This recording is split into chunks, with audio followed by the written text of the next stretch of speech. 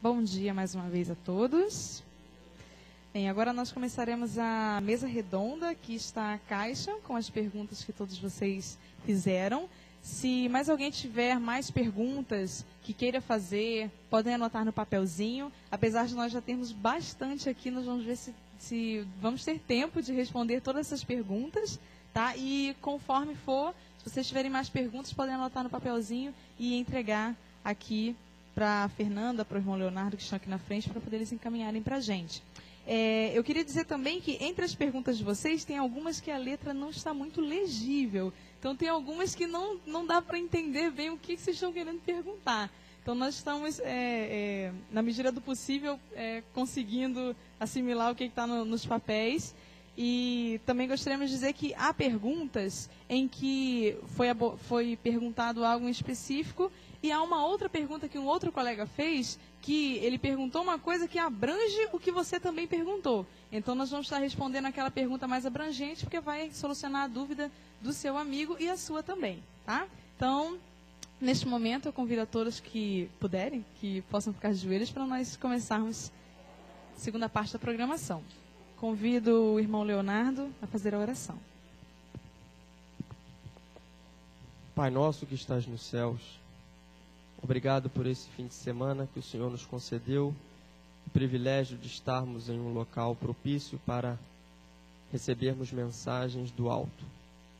Obrigado pelos jovens que aqui estiveram e participaram da primeira convocação jovem, que o teu bom Espírito possa ser derramado com a luz da verdade sobre as suas mentes, para que eles possam realmente ver aquilo que o Senhor tem para cada um deles.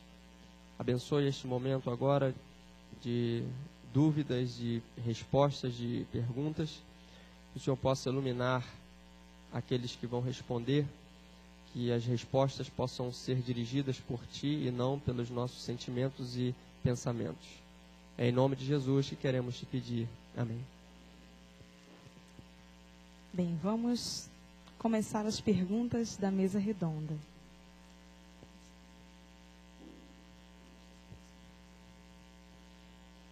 Bem, a pergunta é a seguinte: qual o pecado para a vida e para a morte? Se sabemos que o salário do pecado é a morte, qual seria então o pecado para a vida? Esse texto se encontra em 1ª Epístola de São João, capítulo 5, versículo 16. E ele fala: se alguém vir pecar seu irmão, pecado que não é para a morte, orará, e Deus dará vida àqueles que não pecarem para a morte. No mesmo Evangelho de João, nós percebemos que o pecado, ele é a transgressão da lei. E ele diz no capítulo 3, versículo 6, qualquer que permanece nele, em Deus, não peca. Qualquer que peca não viu nem o conheceu. Não acredito que aqui João está se contradizendo, dizendo que existe pecados para a vida ou para a morte, mas o contexto é a oração que deve ser exercida pelo seu irmão. O contexto aqui é o pecado contra o Espírito Santo, porque não é uma atitude que nós venhamos a cometer dentro da nossa trajetória de santificação. Eu posso até voluntariamente cometer um pecado. Então, se eu cometo tal pecado e falo, pronto, agora não há mais chance para mim, agora eu estou perdido porque eu pequei contra o Espírito Santo. O pecado contra o Espírito Santo não é uma atitude, não é apenas um ato. Existe arrependimento, mas a pessoa continuar obstinadamente numa prática errada, que já lhe foi claramente esclarecido pela Bíblia, pelo Espírito de profecia, ela vai continuar transgredindo, pecando, se afastando da influência do Espírito Santo, abafando a impressão que o Espírito Santo quer lhe dar, convencendo-a de que aquilo é errado, e ela vai se afastando a tal ponto em que nem o próprio Espírito Santo pode mais investir, porque ela deliberadamente escolheu viver continuamente assim. Existe um caso, isso aqui vai até responder talvez outra pergunta, em que um jovem foi apresentado ao Sr. White e ele estava muito debilitado, muito enfraquecido, porque ele estava fazendo certas práticas que estava enfraquecendo toda a sua saúde desde cedo, e uma mãe pediu para que Ellen White orasse por esse jovem. E Ellen White, em sonho, o Espírito Santo lhe revelou que não era para orar por esse jovem, porque ele adquiriu a prática da masturbação. Desde cedo ele conviveu com essa prática, e isso trouxe muitas consequências para o seu físico, estava destruindo o templo do Espírito Santo, e ele continuou obstinadamente nessa prática. E o Espírito Santo lhe revelou claramente que não era mais para orar por essa pessoa. Assim foi com Faraó, assim foi com Judas, e assim foi com outras pessoas que a Bíblia fala que endureceram o seu coração, não porque Deus insistiu com ela, mas porque rejeitaram por uma contínua vida a voz do Espírito Santo.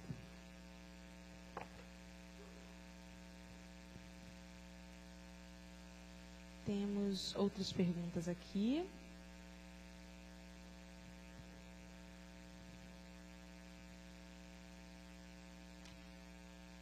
Em questão do pecado, uma pessoa que sempre cai no mesmo erro e sente que a voz do Espírito Santo está se findando e ela se arrepende, qual a condição desta pessoa? Ainda há perdão para ela?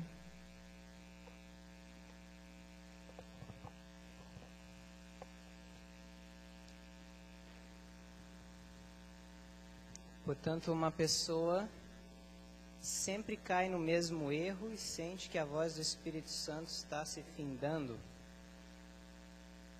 Qual a condição dessa pessoa? A primeira resposta, eu diria que a condição dessa pessoa, por um lado é má, por ela estar caindo sempre no mesmo erro, mas por um lado não é tão má assim, porque se ela ainda continua frustrada de estar caindo naquele erro e continua lutando, é um sinal de que o Espírito Santo ainda está insistindo com ela. E o Espírito Santo só para de insistir com uma pessoa quando já não há mais esperança para ela. Então, se o Espírito Santo ainda está insistindo com uma pessoa, é porque ainda há esperança para ela. Deus sabe que aquela pessoa é capaz, pelo seu poder, de vencer aquele pecado. Essa foi a primeira. Ainda há perdão para ela? O único pecado que é imperdoável, que a Bíblia fala, é o pecado contra o Espírito Santo. Qual é o pecado contra o Espírito Santo? É todo aquele pecado que eu não quero me arrepender. Então, nessa pergunta aqui, ainda há perdão para ela? A resposta é sim, ainda há perdão para ela. Desde que ela continue lutando e buscando vencer.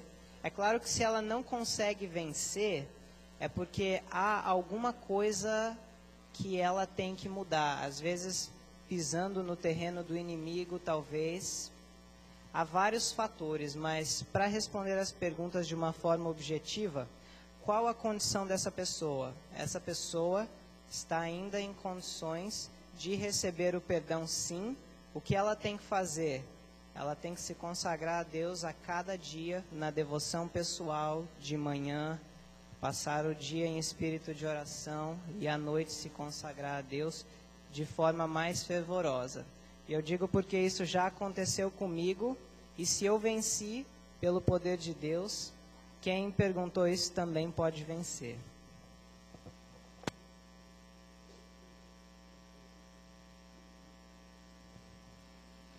Outra pergunta.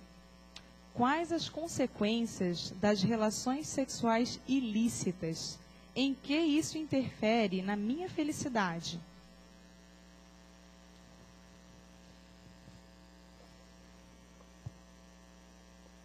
Eu vou ler novamente o texto que foi apresentado na mensagem. 1 Coríntios, capítulo 6, versículo 18. Deus, ele aqui ele não é descritivo. Ele não está descrevendo um fato. Ele é prescritivo, ele está prescrevendo. Ele está dando uma ordem. Quando Deus dá uma ordem, é porque Ele sabe melhor do que eu que aquilo é para o meu bem. E diz assim: fugi da fornicação. Ele não fala ponderai, ele não fala sede transigente, ele fala fugir. Todo pecado que o homem comete é fora do corpo, mas o que fornica peca contra o seu próprio corpo. Uma relação sexual, um contato físico entre duas pessoas, no momento certo, na hora certa, é a consequência de um relacionamento de amor, é a consequência de um relacionamento maduro, permanente, e ali é o prêmio e o troféu que o homem e a moça irão partilhar juntos. Esse é o plano de Deus. Mas fora do contexto, Deus não quer que isso aconteça, porque Ele precisa que nós venhamos a desenvolver domínio próprio. Nós temos que entender que o impulso sexual que o homem tem, que é mais aguçado que a moça, isso não é algo que está a par da sua natureza, isso é uma qualidade da natureza do homem. Só que é uma qualidade, não é toda uma personalidade. Um conjunto de qualidades é que forma a personalidade. Ou seja, o conjunto dos meus membros é que forma o corpo. Então, o meu braço, embora ele possa ser muito útil para a minha vida, não é ele quem dita as regras, não é ele que manda. Ele está submisso à minha mente, ao meu corpo. Então, Deus quer que nós exerçamos domínio próprio contra as paixões do coração dominante, que já tem essa tendência de dar livre expressões para suas paixões, mas Deus quer que haja um domínio próprio, para que quando a pessoa entrar dentro de um relacionamento maduro e permanente, ela venha exercer domínio próprio, para quando vier uma crise, ela falar, eu ainda te amo. Porque o mesmo impulso que o leva a ter uma relação sexual fora do casamento ilícita, é o mesmo impulso que vai levar a pessoa a querer se separar da sua esposa e do seu esposo quando vier uma crise no seu relacionamento, no seu casamento. Então, o homem não deve ser levado pelo impulso, mas permitir que a sua razão santificada domine este impulso.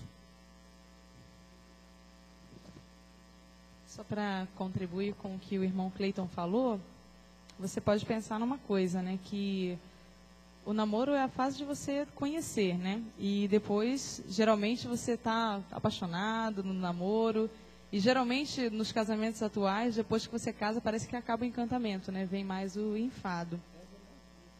Perde toda a magia, exatamente. E aí você pensa, por quê? Só você parar para pensar, vamos dizer que você namora por 2 anos. Se em 2 anos você só consegue ter prazer do lado daquela pessoa por causa da intimidade física que você tem, se você não consegue ter prazer na pessoa que ela é, então como é que vai ser depois que você casar, que acabar aquela euforia toda, e o resto dos anos, como é que vai ser? Porque a euforia, ela vai acabar. Vai ser o quê? Uma amizade contínua, não vai acabar o amor entre vocês. Mas com o tempo e com os problemas, as coisas vão se desgastando um pouco. Então, se você não consegue passar 1 ano, 2 anos da tua vida namorando, sem que você tenha que estar naquela intimidade com a outra pessoa, sem que você esteja desfrutando do corpo dela, então como é que você vai fazer para depois que toda essa paixão, que você não pode estar separado daquela pessoa, depois que aquela paixão toda diminuir um pouco com a convivência, como é que você vai fazer o resto da vida para conversar com aquela pessoa, para conviver com ela, né? A próxima pergunta fala assim: como um namoro pode me ajudar no meu crescimento espiritual? Uma garota que já perdeu sua honra, ela pode se casar de vestido de noiva, mesmo estando impura?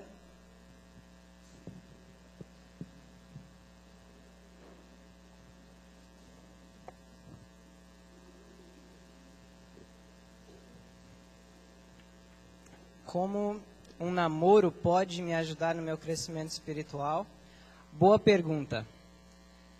Nós temos alguns exemplos bíblicos, que o primeiro já é o exemplo de Adão.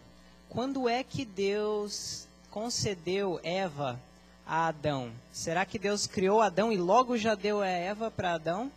Não. Ele primeiro disse qual seria a sua ocupação, deu o seu trabalho, ou em outras palavras, o seu chamado, a sua vocação. Ele já sabia o que ia fazer, ele já estava centrado, já tinha uma boa base sólida, E então Deus deu Eva a Adão.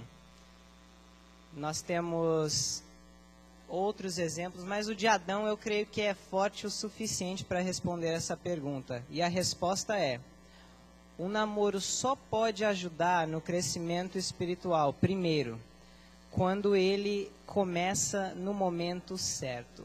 Namoros prematuros, não importa quem seja a pessoa, nunca irão ajudar no crescimento espiritual. A pessoa já tem que estar estabelecida, assim como Adão, já tem que saber a vocação dela, já tem que estar pronta para assumir um compromisso mais sério. Se é uma questão somente de prazer momentâneo, nunca vai poder ajudar no crescimento espiritual. E a segunda pergunta: então o namoro só pode, primeiro, quando ele começa na hora certa, e depois com a pessoa certa, que tem que haver uma compatibilidade espiritual para que haja um crescimento espiritual. Os mesmos intentos, ela tem que ser também a pessoa aberta à palavra de Deus, aceitar assim como você aceita, e enfim. Segunda pergunta: uma garota que já perdeu a sua honra, eu creio que se refere à virgindade, ela pode se casar de vestido de noiva, mesmo estando impura? Olha, se ela pediu perdão a Deus e se arrependeu e abandonou o pecado dela, no caso ela cometeu fornicação, ela, primeiro de tudo, ela já não é mais impura. Aos olhos de Deus ela é pura. E outra coisa, essa questão do vestido de noiva, ela não é nenhum mandamento de Deus, é apenas uma tradição. Portanto, não há empecilho nenhum da pessoa casar de vestido de noiva se ela veio a perder a sua honra, como diz aqui. Porque aos olhos de Deus, se ela se arrependeu e abandonou, ela é sim pura. Próxima pergunta. Que critérios devo seguir para fazer a escolha correta ao escolher um cônjuge? Vejo que esse é um assunto muito interessante. Critérios. Primeiro que nem todo mundo entrará no céu casado, nem todos entrarão noivos e nem todos entrarão namorados. Mas todos entrarão lá como amigos, uma amizade, que é o vínculo da perfeição. E Deus estabeleceu critérios e parâmetros. Por exemplo, um deles é o julgo desigual. Isso é muito claro na Bíblia. Fornicação também é muito claro. E se eu for escolher, primeiro eu tenho que achar a minha identidade. Entender por que Deus me criou, o que Deus quer de mim. Um autochamado, como já foi mencionado aqui. Deus quer reproduzir em mim o seu caráter para quê? O que adianta eu sair por aí distribuindo folhetos, sair por aí pregando nos trens, nos ônibus, uma coisa que eu não vivo? Se eu entender o que Cristo fez por mim e faz em mim, do jeito que Ele me ama, como Ele quer me salvar, da minha vida degradada, dos meus erros, dos meus pecados, se Ele pôde fazer isso por mim, isso vai me impulsionar a ter o mesmo sentimento que Cristo teve. E quando isso acontecer, aí, por amor, eu vou me relacionar com os meus próximos e vou amá-lo, porque a Bíblia fala, se eu não amar o meu próximo, quem eu vejo, eu não posso amar a Deus que eu não vejo. Então, nessa procura de um próximo mais próximo do que os outros próximos, Deus permite eu manifestar ali o que as prescrições da sua palavra, respeitando, amando. Você não vai conhecer ninguém que fala, eu te amo, então vamos casar agora. Eu já falei que amava muitas vezes e nunca soube o que era amor. Então você precisa de obedecer a palavra de Deus, obedecer o que Deus pede. Eu não posso esperar ser feliz na desobediência. E se eu vou me unir a uma pessoa que está em desobediência declarada à vontade de Deus, eu vou me tornar uma só carne com ela. Como eu posso então ser feliz? Então as prescrições de Deus são muito claras a esse respeito. Próxima pergunta. Qual o tempo máximo e mínimo que deve durar um namoro? No namoro, segundo a palestra, se eu beijo a namorada, não estou pensando na lição, nas profecias, etc. E isto é errado. No casamento, estou beijando a esposa e também não estou pensando na lição, nas profecias, etc. E isto passa a ser correto? Amigos, posso chamá-los assim? Irmãos, percebam uma coisa, o tempo, vamos falar de tempo, por exemplo. Se você conhece uma pessoa e se relaciona afetivamente com aquela pessoa e aquilo, o sentimento é bom, é puro, a motivação é correta, e você respeita a pessoa, você dá provas que ama, você tem um domínio próprio, eu amo. Você está lhe revelando amor princípio. Só que esse amor, ele não vai abastecer a sua casa. Esse amor não vai te dar responsabilidades sociais com as outras pessoas. Ele vai resolver a questão da sua maturidade emocional. Mas você precisa botar o arroz e feijão dentro de casa. Você precisa pagar as contas. Você precisa resolver os problemas que vão vir. E se eu sou imaturo para resolver essas coisas, se eu não tenho responsabilidades, por mais que eu ame uma pessoa, eu não creio que seja este o momento correto para que eu possa casar. Eu não quero aqui ser dogmático e estabelecer tempo, que eu acho particularmente isso é uma questão que cada um tem que analisar. Agora, se eu casar em 1 ano, posso colocar um exemplo, e não tiver essas responsabilidades ainda, como eu vou sustentar o meu lar? Se eu demorar 3 anos, já estou 3 anos namorando, e se eu ainda não tiver como arcar com o lar, como é que eu vou me casar? Vou para a casa da minha mãe, depender dela? Eu acho que essa não é a questão mais coerente. E se já tiver tudo pronto? Se eu já tenho casa, se eu já tenho um emprego, se eu já tenho uma boa formação, se eu já tenho um bom caráter, então eu conheço uma moça agora, pronto, posso me casar? Ela guarda o sábado, eu também, nós somos adventistas, posso me casar? Não, por quê? Ele mais fala que nós temos que ter um período para observar o desenvolvimento do caráter. Eu preciso ver defeitos de caráter na outra pessoa, saber se ela é humilde o suficiente para reconhecer certos defeitos, ou alimentar esses defeitos, e se eu fizer vista grossa a esses defeitos, eu vou estar alimentando, projetando esses defeitos e vou estar arrastando esses defeitos para o meu casamento. E lá então é que eles não vão ser reprimidos mesmos. Mas se antes há uma humildade de ambas as partes de saber ceder, de reconhecer o seu erro e permitir que esses defeitos sejam pela graça de Cristo remediados, então eu creio que vai começar uma harmonia, um amor positivo, um relacionamento maduro, mesmo antes de você estar num casamento. E nada melhor do que você estar maduro para poder entrar no casamento e querer adquirir maturidade no casamento para algumas questões. É claro que surpresas sempre vão vir, quem é casado sabe disso melhor do que eu. Novas qualidades, defeitos sempre vão surgir. Mas hoje eu posso perceber muito claro se eu estou com a minha namorada e ela é paciente comigo e eu não sou paciente com ela, ela pode perceber isso muito claramente. Agora o beijo,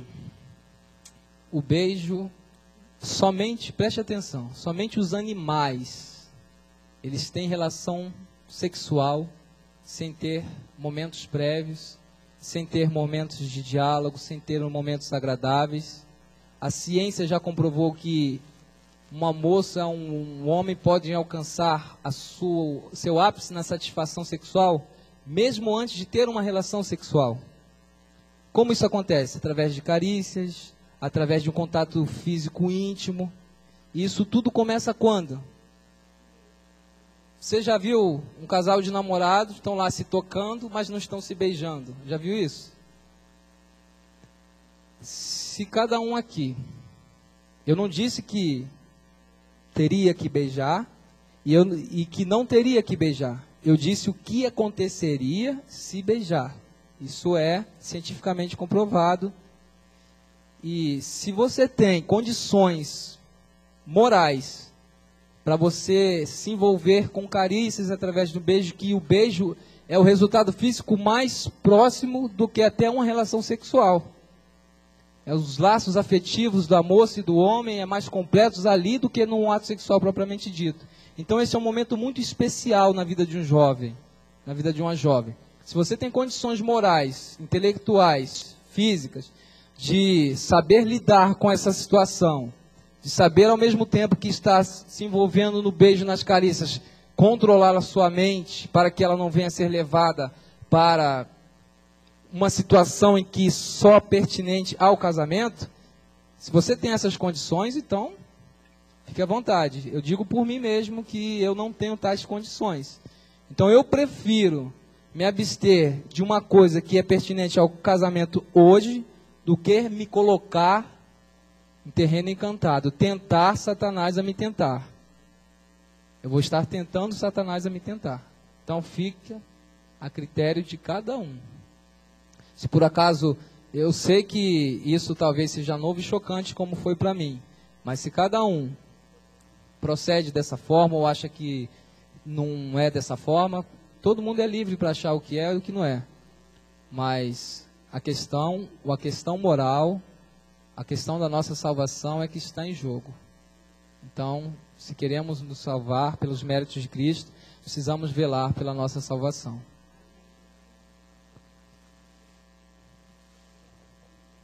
Quanto à segunda parte, que se eu estiver num momento íntimo com a minha namorada, eu não vou estar pensando na lição da escola sabatina e nem na Bíblia. E é verdade. E se eu estiver casado e estiver naquele momento íntimo ou até numa relação, não vou estar pensando na escola sabatina nem na Bíblia.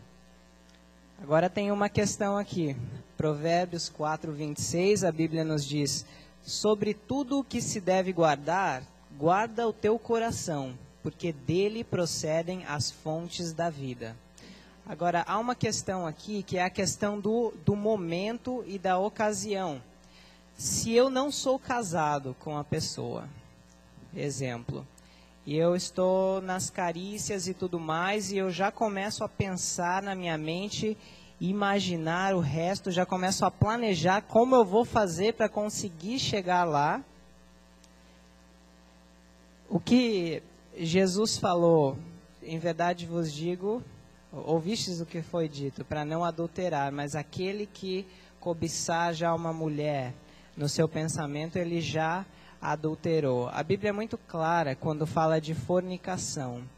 Portanto, o tornar-se uma só carne, a Bíblia deixa bem claro que é depois do casamento. Então, se eu estou antes do casamento, em momentos de carícia e tudo mais, com certeza os meus pensamentos vão ser o quê? Fornicação. Inevitavelmente. E se não for naquele momento, vai ser depois que acabar. Você vai ficar imaginando o que poderia ter acontecido. Enfim. Agora, no casamento, é verdade que a pessoa não vai pensar na escola sabatina. Mas e aí? É lícito no casamento a pessoa pensar em carícias íntimas com a sua própria esposa ou com seu próprio marido? Sim ou não? É. Então a questão, o irmão Cleiton tem certeza que ele não quis dizer que em todos os momentos nós devemos pensar na escola sabatina, mas ele quis dizer também, há momento para tudo. Espero que tenha ficado claro. Mesmo porque quando você tem uma relação sexual no seu casamento, isso é uma projeção, é uma ação que já foi programada onde? Na sua mente.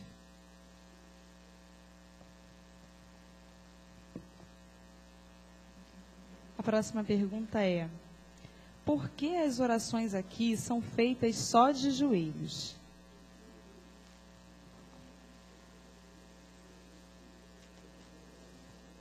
É uma boa pergunta e eu gostaria de responder com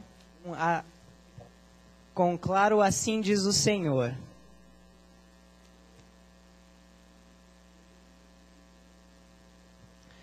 O livro Mensagens Escolhidas, se alguém quiser anotar, volume 2, nas páginas 311 e 312, é um capítulo que fala sobre a posição que deve ser assumida ao orar.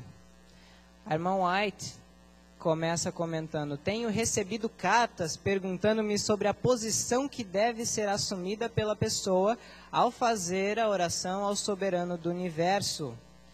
Onde obtiveram nossos irmãos a ideia de que deviam ficar em pé quando oram a Deus? Alguém que por cerca de 5 anos se educou em Battle Creek, que era uma universidade, foi solicitado a fazer a oração antes que a irmã White falasse ao povo.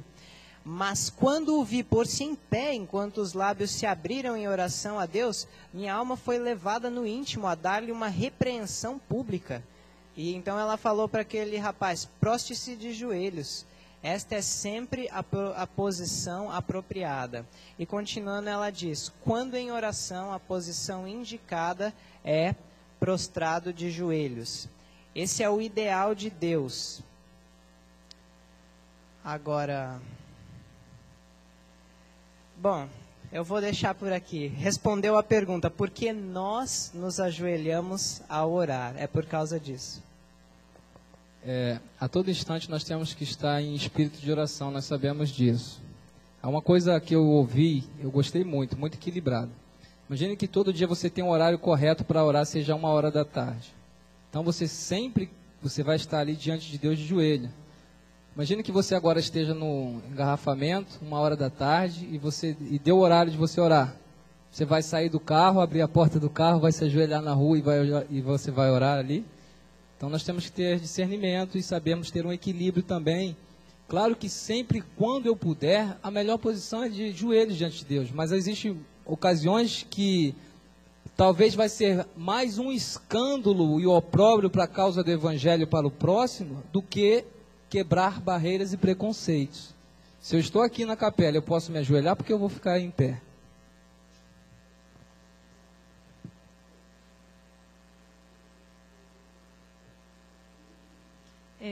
O irmão aqui está lembrando bem. Não sei se os irmãos repararam, mas no sábado, durante a oração pelas ofertas, essa oração foi feita sentado, com as frontes curvadas, né? Então, mas realmente o comentário do irmão Cleiton é pertinente. Há momentos, é claro, que eu não vou estar no meio da rua e eu vou me ajoelhar. Eu posso, de repente, estar no meio da mata e eu não vou me ajoelhar na areia, mas como a citação mesmo é bem clara, deixa, se é possível você ajoelhar, por que não? Você está se ajoelhando diante do Rei do Universo. Eu vou ler a seguinte pergunta, os irmãos podem anotar, podem entregar os papeizinhos, tá? Que realmente tem muitas aqui e a gente não sabe se vai conseguir terminar todas as que já estão aqui, mas vou continuar com a próxima. Como combater a tentação? Como eu posso seguir o meu namoro espiritual sem que o namoro esquente? Como tornar o namoro interessante sem a vontade da carne? Como procurar na Bíblia textos interessantes relacionados ao namoro? Como combater a tentação? É a primeira, são 3 na verdade nesse papel, né? Como combater a tentação é a primeira. A segunda, como eu posso seguir o meu namoro espiritual sem que o namoro esquente? E aí eu repito a terceira e ainda tem a quarta também. Eu gostaria de ver as mãos daqueles que creem na palavra de Deus. Amém. E eu gostaria de responder essa primeira pergunta com uma pergunta. Alguém pode me dar uma definição de fé? Bem objetiva. O que diz, irmão?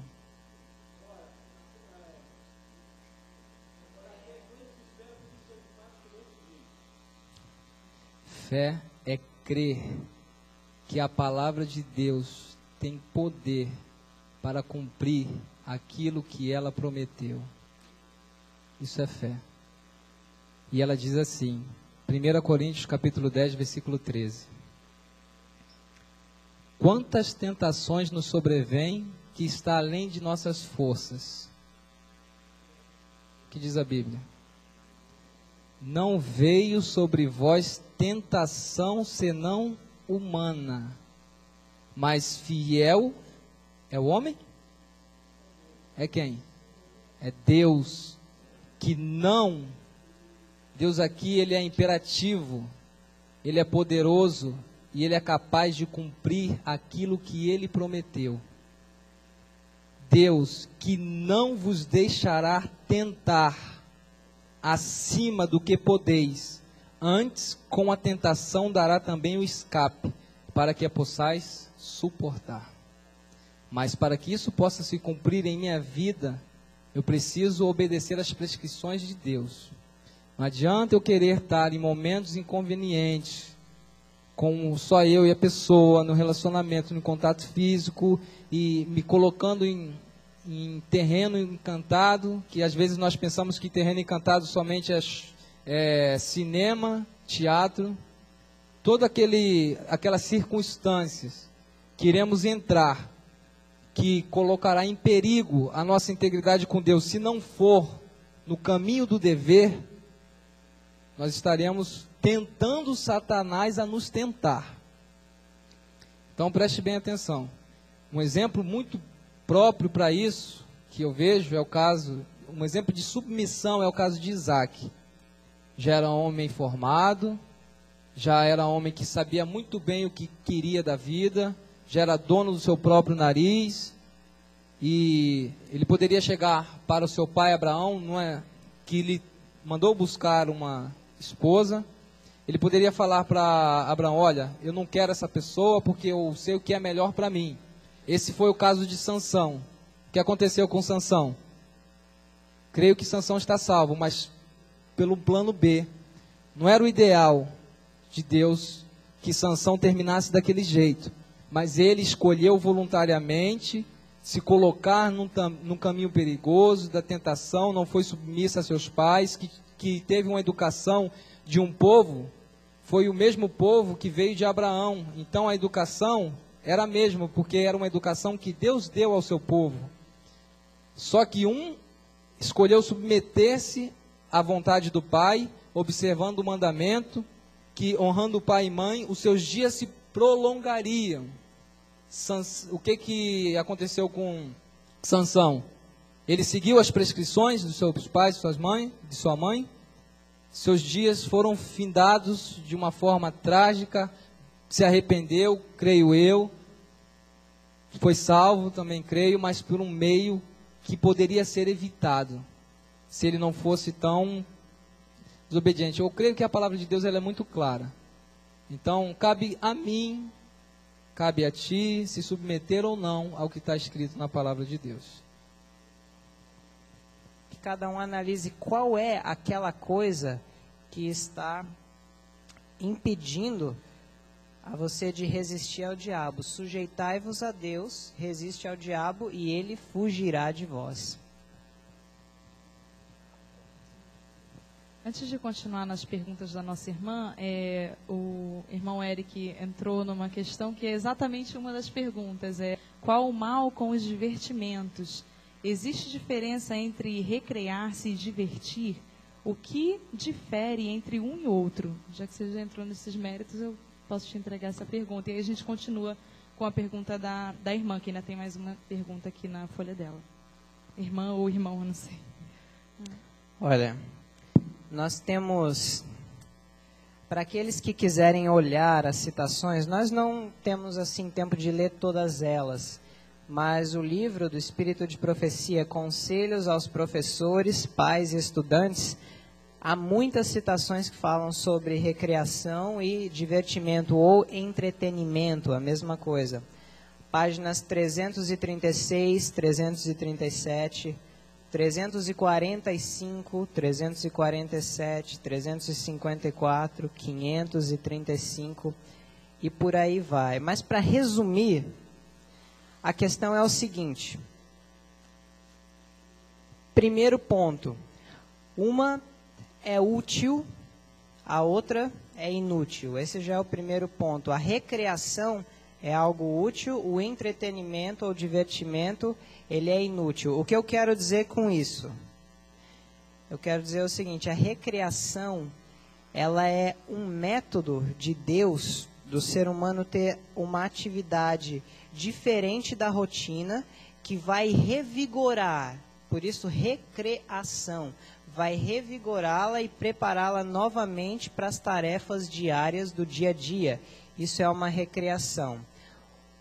O entretenimento é algo que se limita à satisfação própria. A vontade de Deus é que nós sejamos, que nós morramos para o nosso eu e que nós vivamos assim como Jesus viveu, para o serviço do próximo, viver para servir. Então, para tornar mais prático, recreação, algo útil que nos revigora, o divertimento ou entretenimento é algo voltado para a satisfação do eu, que só vai me satisfazer e ao invés de me revigorar para as tarefas do dia a dia, vai tirar a minha vontade de fazer as tarefas úteis do dia, que seria o trabalho, os estudos, enfim, o que seja, até mesmo o trabalho missionário. Exemplos de recreação.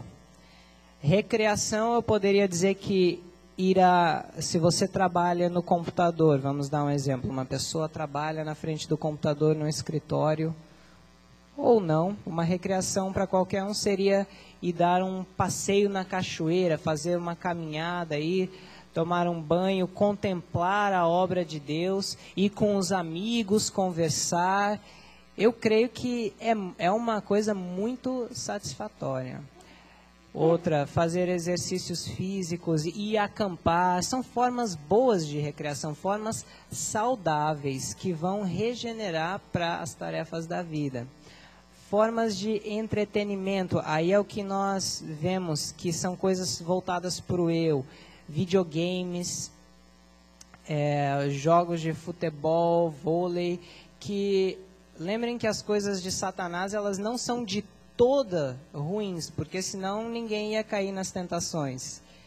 Por exemplo, futebol é um bom exercício físico. Pois é, pode até ser um bom exercício físico, embora tenda a causar lesões, mas vamos supor que alguém diga que é um bom exercício físico. É um bom exercício físico, mas ao mesmo tempo a Bíblia também diz, nada façais por contenda ou disputa ou vanglória, para me vangloriar, mostrar que eu sou bom. Como até me perguntaram antes, eu andava de skate. Skate não é competitivo em si, mas quando você bate as manobras e vê, aquilo ali é o quê? Vanglória. Então é voltado para o eu e nos afasta de Deus, e a recreação nos revigora. E a Bíblia fala, transformai-vos pela renovação da vossa mente. Eu sei que não é fácil para muitos, mas essa é a verdade. Que cada um ore a Deus e vá substituindo o entretenimento pela recreação, algo útil. Como combater a tentação? Aqui temos 3 perguntas, 4 na sequência. Primeiro, é a mesma, já foi, né? Como eu posso seguir o meu namoro espiritual sem que o namoro esquente? Boa pergunta. Veja bem, quando que o namoro esquenta? Quando você está na escola estudando com o seu namorado? O namoro esquenta quando você está em casa com os pais da sua namorada, conversando com ela sobre os seus planos, seus projetos, seus ideais. O namoro esquenta quando você começa a adquirir educação para a formação do seu caráter e vocês têm conversas boas, prazenteiras, um com o outro. Seus ideais, os seus planos, os seus sonhos são estabelecidos em conjunto, você e a sua namorada. Quando vocês passeiam, quando vocês recreiam, nessas condições o namoro esquenta? Sob que condições o namoro esquenta? Creio que isso já foi respondido. Se você sabe que o namoro esquenta em tais situações em que você vai se colocar em tentação, então você tem uma escolha. Eva, Deus, ele permitiu que o homem fosse tentado antes da queda e depois. Olha o que diz Tiago, capítulo 1, versículo 12. Bem-aventurado o homem que suporta a tentação. Por quê? Porque quando for provado, receberá a coroa da vida, a qual o Senhor tem prometido aos que o amam. Só que o caráter de Deus, ele foi acusado de não ser justo, de ser injusto. Deus, ele permitiu que o homem fosse tentado junto à árvore da vida e permite que o homem seja tentado hoje. E a última geração da história dessa terra irá fazer uma declaração pública que um povo de Deus viverá aqui nesta terra sem intercessor e subsistirá, porque a ira de Deus, que são as pragas, por que as pragas não caem hoje? Porque hoje existe um intercessor no santuário celestial. Quando ele sair, as pragas vão cair. E se eu não tiver formado um caráter pelo seu poder, que possa subsistir em um tempo de angústia, ser um intercessor no santuário, onde as pragas estarão caindo, e tiver um resquício de iniquidade em minha vida, eu serei fulminado, eu serei atingido pelas pragas, assim como um pecador impenitente. A questão, irmãos, é muito séria. É a nossa salvação que está em jogo. Diz assim, diz assim, como procurar na Bíblia textos interessantes relacionados a namoro. Tem um livro na Bíblia que fala só a casais. Cantares de Salomão. Algumas pessoas acham até que não deveriam estar na inspiração. Mas isso aqui é pertinente ao casamento. Eu acho que os melhores exemplos de relacionamento, de namoro que a gente pode ter, são os casos que já foram falados. Pessoas que se submeteram à vontade de seus pais, aguardaram o tempo certo, tinham uma vocação, tinham um auto-chamado, maturidade, Isaac, ok? E fazer a vontade de Deus, isso é o fim, isso é o que importa, estar em harmonia com sua lei. E procurar uma pessoa que lhe seja idônea a fazerem juntos a vontade de Deus. A próxima seria, o que é julgo desigual? Isto é só relacionado à religião e ao caráter?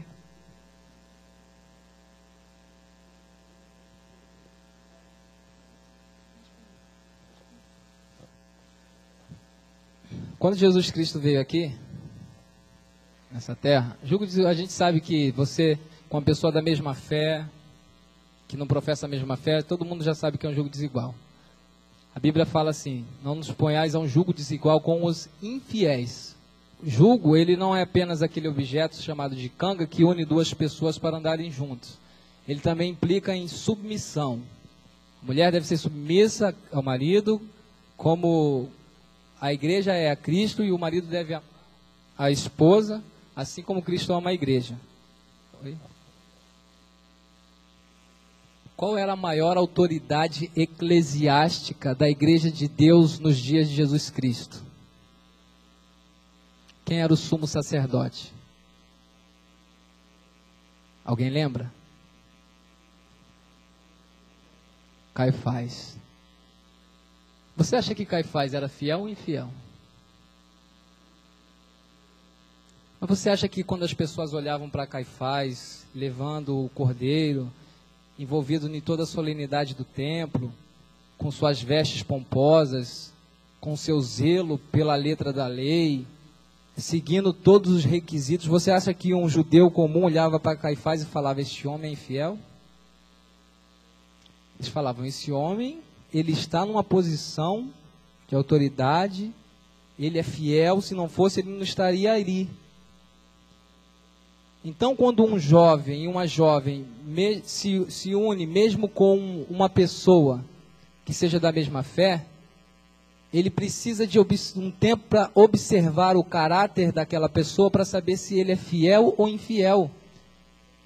Como é que Nicodemos, como é que Herodes, quando presenciou os líderes levando a Cristo para ser morto de uma forma injusta, que nem os pagãos faziam isso, que testemunho ele deu para Herodes, para Pilatos, quando ele olhou aquela cena?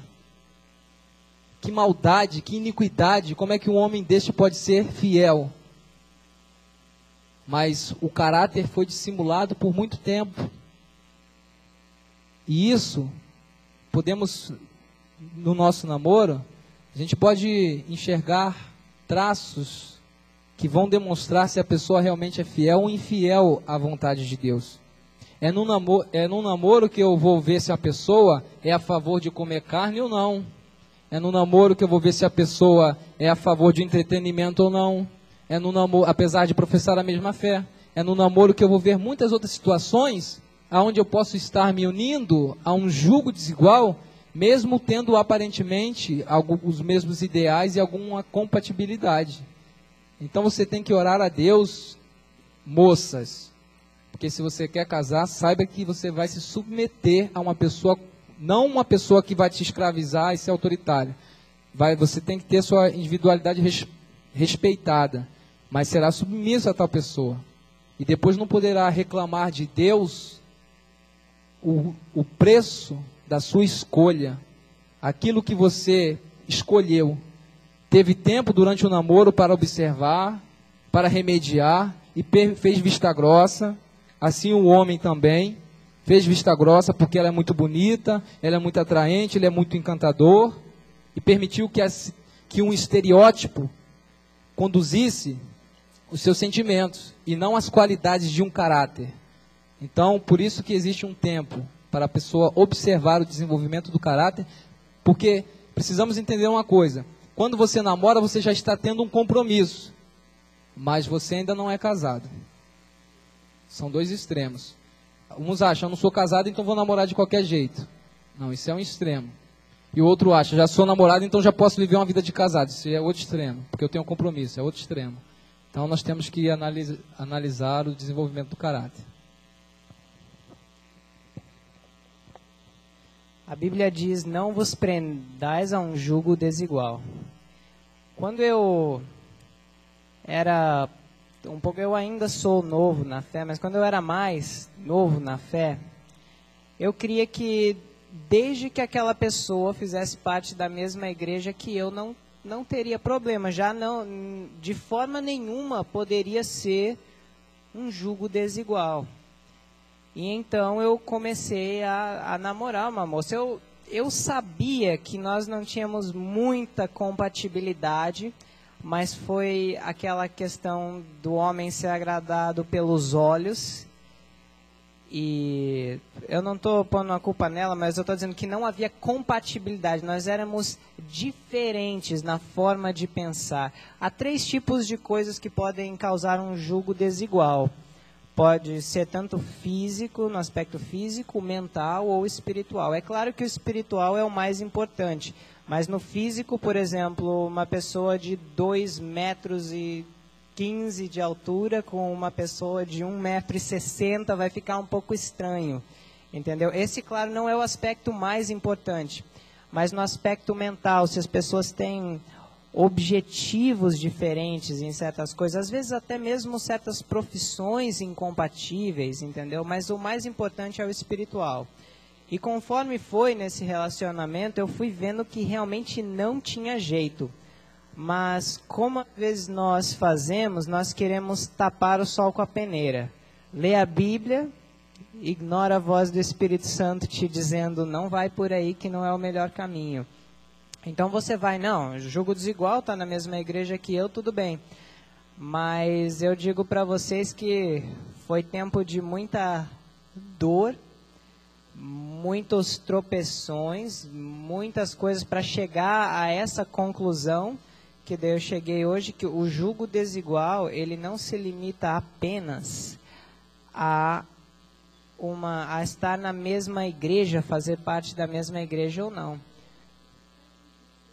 Exato, como a irmã disse, o joio e o trigo, eles crescem juntos. Então, nós não podemos dizer quem é joio e é trigo, mas nós sabemos, se a pessoa não tem os mesmos propósitos que eu, espiritualmente falando, já é com certeza um julgo desigual. E se a pessoa segue nesse caminho, mesmo a pessoa fazendo parte da mesma igreja, é uma transgressão do que Deus diz através de Paulo: não vos prendais a um julgo desigual. A melhor maneira de evitar isso, de ver isso, não é no namoro, é na amizade. Você precisa fazer amizade com as pessoas, precisamos nos relacionar, e na amizade, eu já vi pessoas falando, não é bom que duas pessoas trabalhem no mesmo lugar, estejam no mesmo lugar. É entre amigos que nós vemos quem é a pessoa. É entre os amigos que a gente vai ver se a pessoa é tranquila, ela vai revelar a sua personalidade entre as pessoas. E é na amizade que nós vamos observar isso.